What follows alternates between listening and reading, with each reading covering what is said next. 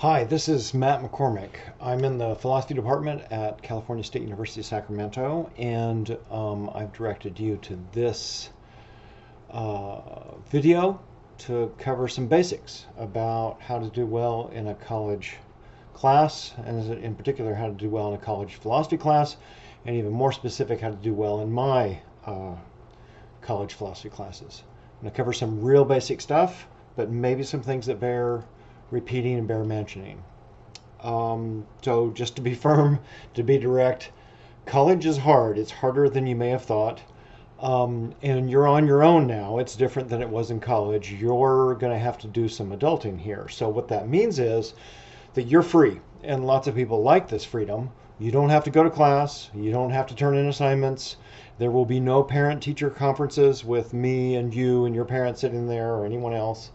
And in general, professors are not as intent on getting you through. They don't care as much about your outcomes or your personal success, and take as much of personal involvement in your success as you may be used to from, high school. Different things going on in college, and they're expecting you to act more like an adult.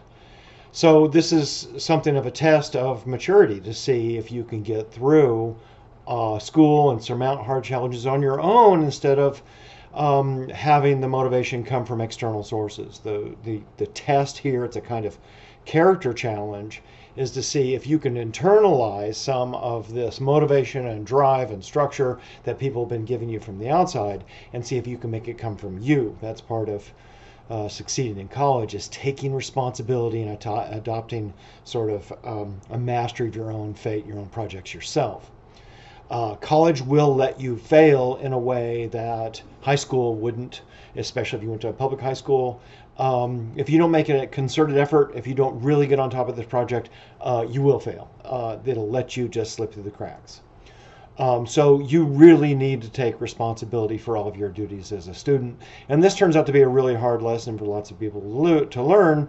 I get lots of people every semester who sort of stumble about these challenges and end up failing out and learning some hard lessons and then coming back and trying again before they kind of get it figured out.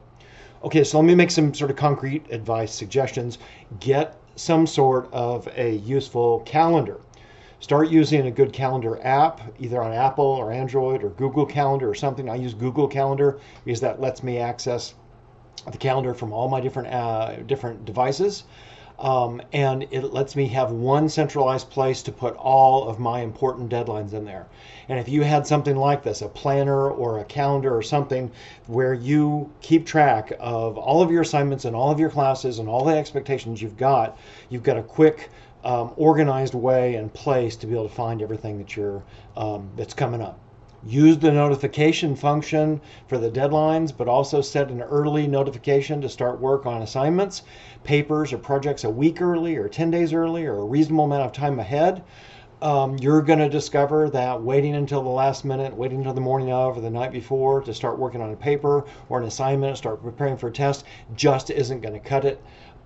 In my experience, when students adopt that kind of strategy, it's a much higher chance that they'll fail. They'll just bomb out on those tests and not do well. So part of mastering the skill here is starting to take responsibility for all those deadlines that way. So, use the technology here to augment the faults in the human cognitive system, because you're going to very quickly have too many things to do and too much going on for you to be able to remember all of it or keep track of it without having some kind of organization. And one of the things I always talk about in my critical thinking classes is the planning fallacy, is that humans systematically underestimate the amount of time, energy, resources, and money that future projects will take. You're doing this right now. If you're watching this video at the beginning of the semester, you're expecting that you're going to be able to pull this off, and you're not fully appreciating how much work, how much time it's going to take for you to do all this stuff, do all these assignments, take all these tests, take all these hours, semester units you're taking, take care of family obligations, keep up your job, keep up all your other projects. So keep that in mind and sort of act accordingly and plan against that mistake that we often make. So, like I said, record all the assignment due dates in your calendar in one centralized place where you can set up early notifications and see quickly what's coming up. Get to work on assignments early. And I know people don't do this, but it really does substantially improve the quality of the assignments if you get to work early, and then you go talk to the professor about it, or you come in, you run into problems instead of the night before it's due, you run into problems a week before it's due, and you can stop by and ask the professor after class or in office hours and say, hey, I'm working on this assignment. I ran into this hang up or this problem. I don't understand. Could you clarify? And usually you can get some great quality feedback from the professors. Certainly I am willing to do a great deal to help you out before it's due, but I'm not going to do it the night before it's due. Or, if you turn it in that way and get it graded poorly, then I tell you afterwards and you go, oh, I should have known better. Well, if you had done that and checked in with me a week before it was due, you could have fixed it and you would have gotten a B instead of a D or whatever it was. Seek out help and guidance from the instructor. Nobody wants to do this. They don't want to go to office hours, but there's just no other way to facilitate your own learning here. You're going to improve your performance. You're going to get better grades. You're going to get better GPA overall, and you'll open up doors. And you'll, communicate to your professor that you're responsible, you care about your grade, and you're working on it. So get over some of that social awkwardness or maybe the shyness you have about going to talk to them in office hours, and go see them. I guarantee it'll help, and you'll learn a lot from the experience. Go to office hours, go early, go before assignments due, and go often to check in with them. I'm also going to say, obviously, you can miss class. Don't miss class. You're missing vital information. You're missing information about assignments that are due. You're missing crucial clues or information or guidance about how to do the assignments. And obviously the professor is giving a lecture on material of importance that matters for the course, and you're not there to pick up on it. And you may think to yourself, oh, there's nothing really important going on here, or you may have drawn a conclusion about that, but I promise that they're not wasting that time. They're there communicating some really important information, and you got to be there. Do the readings for the classes. And this is another obvious thing. Do the readings before they're due. And then you can show up in class and ask informed, thoughtful questions and get clarity on the material, on the concepts, on what's going on in class. And you'll be that much better, that much more ahead for the assignments. And plus you'll make a good impression on your professor that you're prepared and ready to go and participate in class, just like I'm suggesting that you go to office hours. Okay, now let me make a really clear but perhaps obvious point that needs to be repeated. Don't skip assignments. This mistake is having a disastrous effect on my students' performance, their GPAs every semester. And many times it's someone who is otherwise doing well in the course, and they don't recognize or don't see the sort of the mathematical implications of what happens is if you skip an assignment. So scan down the right-hand column here, you'll see that there's a D, a couple of WUs, an F, another WU, an F, and an F, all the ones I've highlighted. So nearly a third of this critical thinking class failed. And the primary reason is that they skipped assignments. So look at student B, for example. Student B, for example, got a D for the course, and otherwise this student, so if you look at the cluster of grades on the left, there's 7, 8, 7, 9, 9. Those are all quiz scores, and then there's homework assignments, and then midterm and final. This student missed a single homework assignment, which counted for 10% of the grade. And if they had gotten, say, an 80, a B minus on that homework assignment, they would have gotten a C minus for the course. So just missing one assignment, devastating impact on the course. Got to retake the course, lose your tuition money, lose your standing. It takes a big hit on your GPA, all kinds of things. Your financial aid goes in jeopardy, all kinds of trouble. So really disastrous. If you look at students F and G here, you can see that they similarly skipped assignments, skipped 3 or 4 assignments. And by the time you do that, and combined with some other poor grades, then now you're down into 25 or 22% for the course overall. So they get the WU in this case. The university's instructions on WUs versus Fs are that if a student doesn't show up enough or doesn't perform enough or doesn't produce enough material in order to be evaluated, if we just don't know what their quality work is because we didn't get any of it, then our instructions are to give it a WU. That gets treated as a 0, just like an F in your GPA, so it's no way out. It's really bad for you, bad for your college career. Again, student J missed an assignment or 2, skipped 3 assignments, which amounted to about 20% of the grade. Student P skipped a homework assignment and never bothered to do the journal entries, and left 20% of the grade on the table. And this is a student who probably thought that he or she was doing fine otherwise. Got 9s and 7s, got some decent scores on some other things, a 70, a 75 in the midterm, a final. This is a student who may have been genuinely shocked to find out that they had failed the course. So please, I want to help you. I want to teach you. I want you to succeed in class. But if you don't turn stuff in, I'm going to put zeros in the spreadsheet, and then this is what happens to it. And I hate to see that happen. General stuff, and this applies to many of our students at Sac State. First generation college students. And by that I mean students for whom they're the first person in their family, or maybe their immediate family, maybe all of your parents, of your uncles and aunts, your grandparents. You're the first person to go to college. I'm one of those. I came from a family like that. And Sac State has a lot of students like that, 50, 60% some semesters are students from this kind of background. And you've got a special kind of handicap, a special challenge here to face. There's a lot of important subtle differences between a household where no one before you has gone to college and a household where there's more shared college experience, where there's other people around, mom and dad or aunts and uncles or brothers and sisters or somebody else who's gone to college and sort of know what's going on.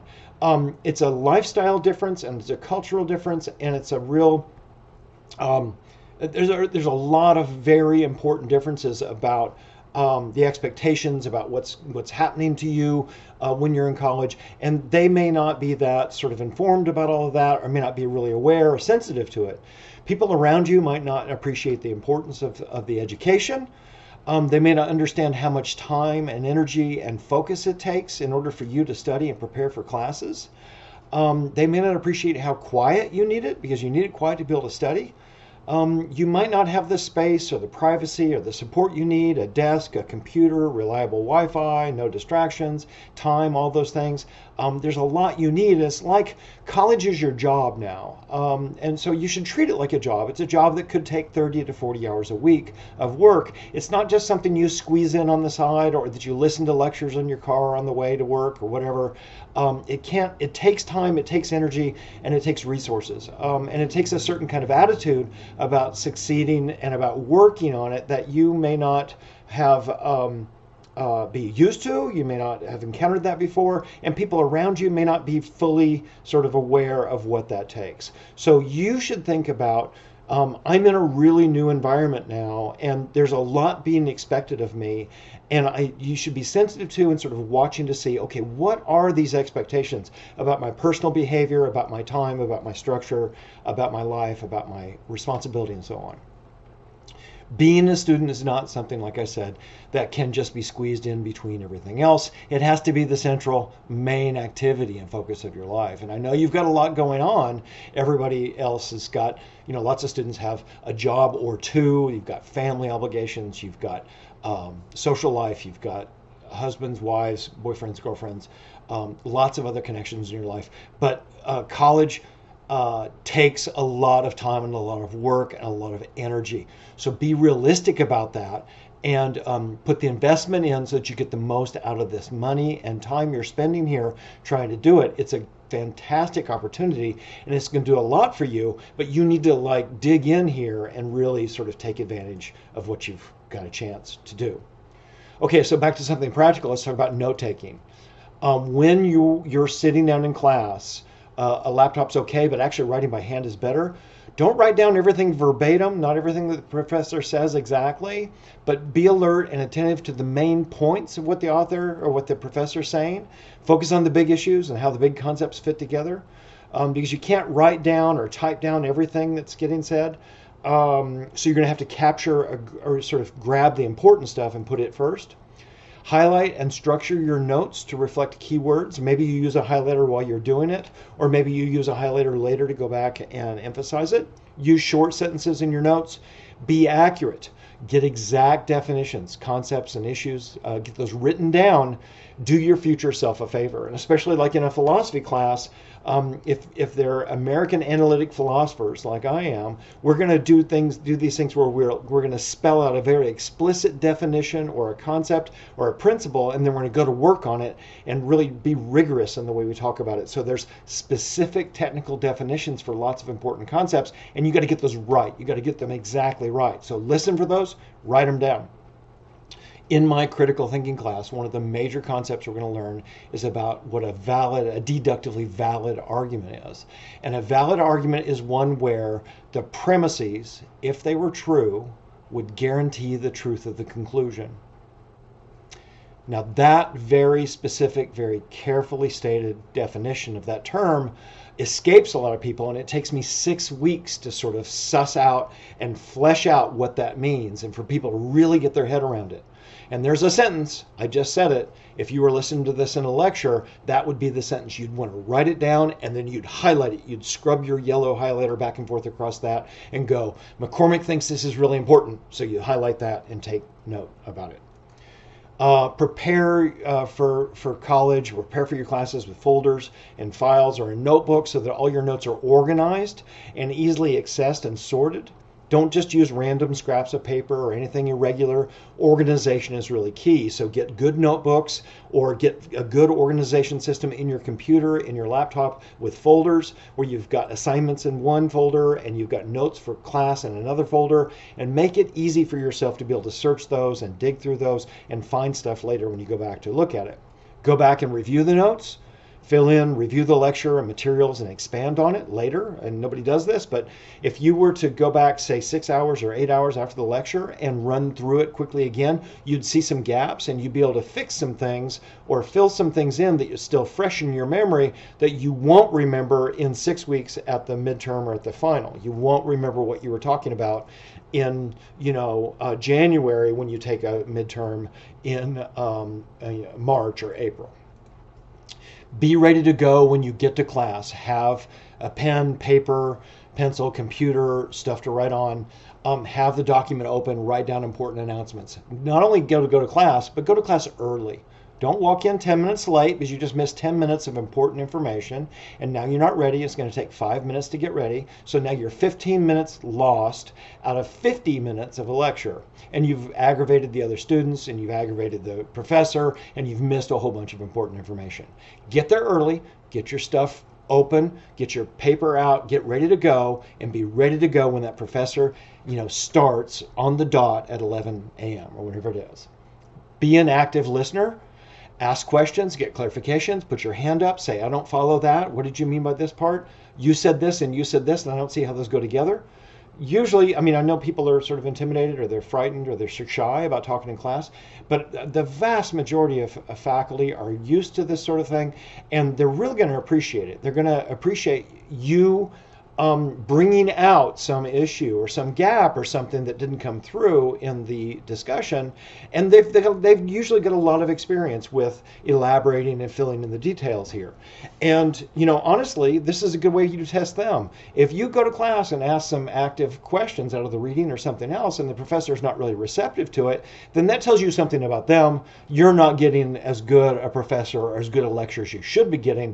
Maybe this is a good way to test them in the first week and switch to another section and get somebody who cares more and does a better job with your education. And like I said earlier, taking notes by hand, there's a lot of empirical evidence on this, leads to better learning. There's lots of evidence that seems to show that. Now, I don't know if we can all switch over to sort of, old school writing out by hand, but it turns out that the process of condensing material and writing it out into a notebook seems to sort of register with your brain a bit better than just typing like you do with a laptop. Color code, highlight, use an outline structure as you're writing your notes, use organization method to improve the quality, the effectiveness of the notes. Okay, And there's lots of good sources out there, and even on my webpage, I think I've got a couple of links that go to some good sites where they talk about how to take good notes and how to use or outline structure and the like. Let me make a conceptual point here now, switch back and forth. That people often confuse following along with what got said with actually understanding the material. So were you to just listen to a YouTube lecture and sort of understand what have the feeling of like, okay, yeah, I understand that, I get that. You might think that that means, oh, I understand the material. It's going to take a lot more than that to master the material to a level where you could do well on a test or actually demonstrate competence or expertise of the sort that a professor wants you to have on the midterm or the final or in your major field or whatever. It's tempting when you listen to a lecture and it makes sense and you're following along to think, oh, I've got it, that you're understanding it. And I have lots of people who come and say, oh, yeah, I think I know what validity is. Or I say, what's validity? And go, oh, yeah, I remember that in a lecture. And then they can't repeat it, they can't explain it, and they don't understand it.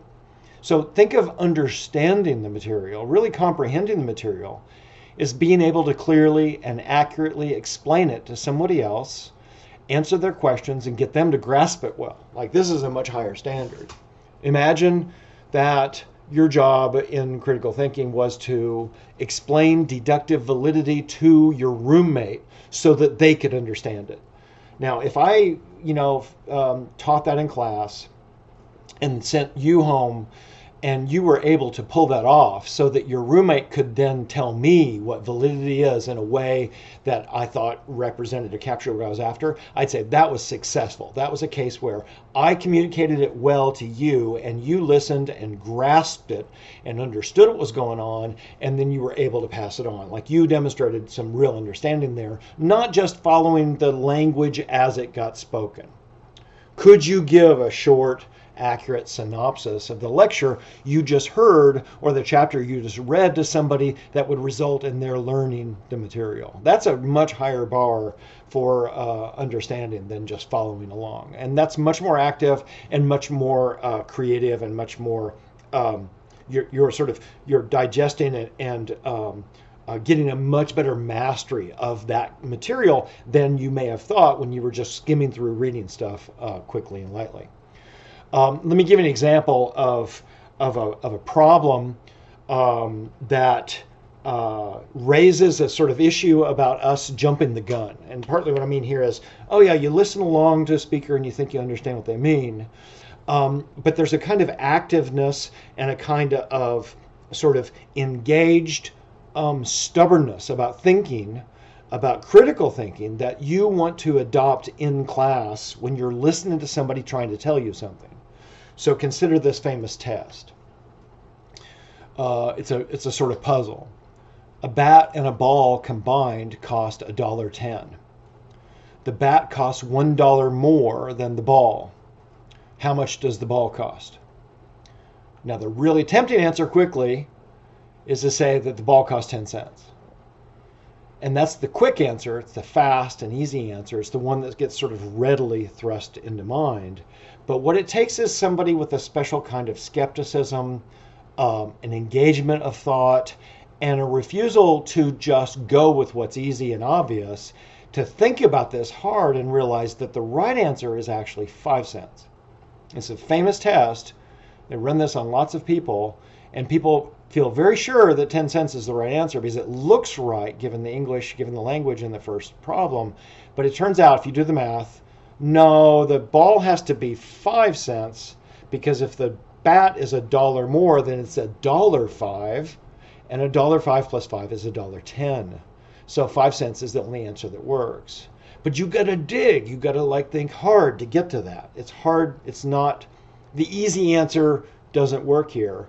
And what I'm trying to suggest here is that, and this is part of the maturity point about going to college, is that you can't be passive anymore. You can't just let your high school teachers or people around you just sort of impose work and impose a load from the outside. Part of the maturity that comes with doing well in college and growing up here and adulting and sort of dealing with, just taking on your own education is being thoughtful and digging hard and thinking hard. and thinking hard about stuff that you hear that seems maybe right, but maybe it bears a deeper, more careful reflection. Here's another famous one. If it takes 10 machines 10 minutes to make 10 widgets, how many minutes will it take 100 machines to make 100 widgets? And the quick and easy and fast and obvious answer seems like it's 100 minutes, but it's not. It's still just 10 minutes. And if you look at that and think about it for a second, you'll realize it. Now, what it takes, though, is a kind of stinginess of assent, of what we'd like you to do in philosophy, at least, is to grow as an intellect and grow as a mind so that ideas or beliefs or convictions don't just take up real estate in your head easily and readily, that you're not gullible, that you're not easily manipulated by propaganda or by bad reasoning or poor thinking. We want you to be stingy and reluctant and skeptical and critical and less compliant, ironically, about the things you hear. I mean, we're all awash in an environment that's just rich with bullshit. The social media and the internet and all that's just flooding all of us with so much bullshit from so many angles. And what it takes to be a sort of mature, thoughtful, adult human being now who's got a developed intellect is somebody who can discern and sift through the bullshit to find the truth, to find what's reasonable, to look for good evidence, to look for good arguments, to be thoughtful. So the lesson here that I'm trying to communicate is slow down, dig in, think hard, don't settle for easy answers, reflect, be skeptical, don't lend your assent to the fast and easy answers. The truth is always subtle and complicated. Easy, comfortable answers are seductive and almost always wrong. And that's one of the things that's going to grow out of your relationship with all of these different ideas, these different approaches to the world, these different disciplines, these different books that you're going to encounter in college classes. Okay, so back to some practical advice. We know empirically that divided attention, multitasking, and distractions are really bad on your performance. So when you're studying, when you're in class, when you're working on schoolwork, when you're writing papers, resist the temptation to text, email, surf the web, or multitask with other activities when you're working on readings or assignments for class. You just won't do as well as if you turned off everything, got things quiet, and focused on your one project without the others invading. The empirical evidence clearly shows that our performance goes down on multiple tasks when we try to do them concurrently. And I know you think you're just fine with all the texting and all the other things you're doing in class, but you're just not. Our brains are much more serial processors in that regard. At least our attention is serial processing. And you just can't keep your performance up on these different tasks when you add more of them. So don't text, don't tweet, or whatever it's called now that's been changed to X. Email or surf while you're in class. That's rude to the professor. It's rude to other students. It's wasting your time. If you're going to do that, just don't come. But if you're going to come, then make good use of it and get the most out of it. Okay, and here's some other really obvious stuff, but it bears mentioning. Look, you got to take care of some life basics. Like, you're an organic biological being, so you got to get enough sleep before class and before important assignments. That's going to erode the quality of your work. I've seen it. I've been teaching for 30 plus years, and I've seen lots and lots of cases here that you just can't do well when you're low on sleep. You need to eat well. You need to eat at the right times for class, for studying and assignments. I mean, thinking hard and working, doing schoolwork is caloric. It takes energy. You need to have good food in your system and calories to be able to run your brain. And get exercise. It's a great stress reliever. It manages mood. It does a lot for your cognitive state. It's really good for your brain. And those are just basics, right? Sleep, eating right, sleeping well, and exercising are really biological, simple human basics, but they help so much. And trust me, you take care of those and lots of the other things are a lot easier as a result.